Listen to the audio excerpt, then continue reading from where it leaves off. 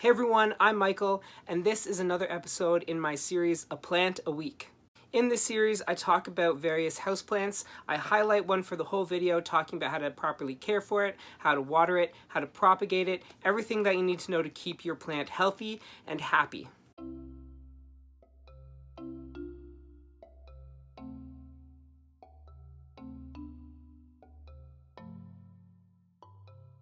Even though by the spelling it looks like this plant should be called Ctenanthe burle-marxii, it's actually called Ctenanthe burle-marxii, more commonly known as the fishbone prayer plant. This plant is native to Brazil but has found its way into the houseplant market where it's become a favorite for its animated personality. Ctenanthes are very similar to Marantas and Calatheas, like the common red or green prayer plant, and share a lot of the same features like colored backsides and animated movement. By that I mean these plants have a tendency to fold up as night comes, almost like they're praying, hence prayer plant. They're definitely praying for 2020 to be over. If you've had prayer plants in the past, you might have discovered that they're a little more difficult than your average houseplant.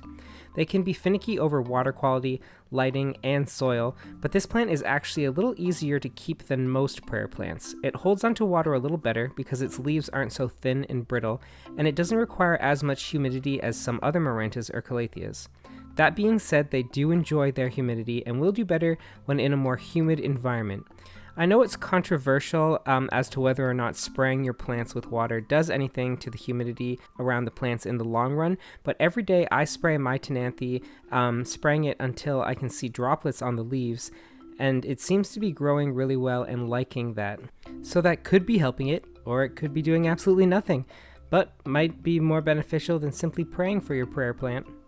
I water my Ctenanthe about once a week. You might have to water yours 2 or 3 times though. It depends on the light that it gets and how quickly the soil dries.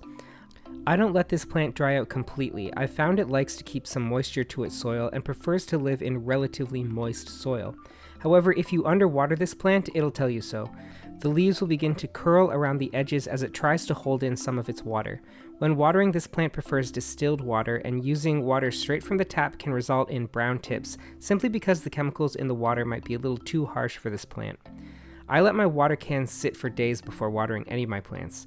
I fill them up after using them and let them sit so that way the chemicals have a chance to evaporate from the water before I use it. And I haven't had too much trouble with browning tips on this plant or any of my other prayer plants. As far as soil goes, because it likes a more moist medium, you could get away planting it in a mixture that's heavier on potting soil. I have mine in a mixture of potting soil and perlite just to give it some drainage so it's not sitting in sopping wet soil. Ctenanthes are an understory plant in their native Brazilian habitat, so they don't need incredibly bright light to survive. In fact, they shouldn't go in direct sunlight as the leaves will crisp and lose any moisture incredibly fast. You might have to constantly mist and water your plant daily if it's in brighter conditions. I have mine beneath a west-facing window. While I do get a lot of afternoon sun in that window, it's almost tucked sort of out of the way of the light, so it gets a lot of filtered light. Originally, I thought I'd need to move it to a brighter location, but it's doing really well there. The Pilea peperomioides I have beside it, not so much. As far as fertilizing, you want to go light on this and most prayer plants. For the same reason that you want to use distilled water, these plants can be sensitive to chemicals. They've got enough to pray about without us adding more chemicals to them with tap water and fertilizer. If you are using a chemical fertilizer, make sure it's heavily diluted, cut it in half, and even better, use something very low like a 5-5-5. I actually only use organic fertilizer on my plants, with the exception of orchid spray, and I've used a number of phytoplankton fertilizers on this and even just coffee. The best way to propagate Ctenanthe is through division, and the best time to do that is in the spring. When you're repotting your plant, you can simply pull apart some of the stalks, making sure that any rhizomes you separate have at least 2 to 3 stalks with leaves. I'm not going to uproot my Ctenanthe, but for those who don't know what rhizomes are, they're essentially underground stems, a large, often thick root that the smaller feeder roots are attached to. Once it's been separated, it's good to be potted up in its own pot. As far as pests, I haven't had any trouble with them on this plant. I even had mealybugs on a fiddly fig that was right beside it, and this plant was unaffected by it. Both of my Marantas have had spider mites in the past, but so far this one has been pretty resilient. Must be all that prayer.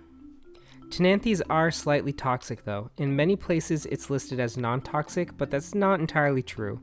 These plants won't kill you if ingested, but depending on the size of whoever's munching away at them and how much of the plant they eat, they could become sick. Just don't eat your plants. As far as prayer plants go, I'm not really a big fan. I seem to have a problem keeping them alive and well, but this Ctenanthe has been a really interesting plant to grow, and I've actually really liked this one. I love the little markings on this plant, the almost teal coloration, and how compact and bushy this plant grows. It's definitely an interesting plant to grow, and especially good if you live in a house that has lower light conditions. This one I definitely suggest picking up if you can find it. It really doesn't need that much prayer to keep it happy. Thanks again for watching. Remember to like and subscribe for similar content. On Mondays, I post videos about houseplants, and on Fridays, I also post videos about houseplants, and reading, writing, photography, art, and any other generic interests of mine. As always, you can find my social media links in the description below. Also, you can find links to H&H Games, the board game company I've helped create, and our debut board game, Season of Heroes. You can also find the Amazon links to my fantasy series, A Chronicle of Crowns. Thanks for watching, bye!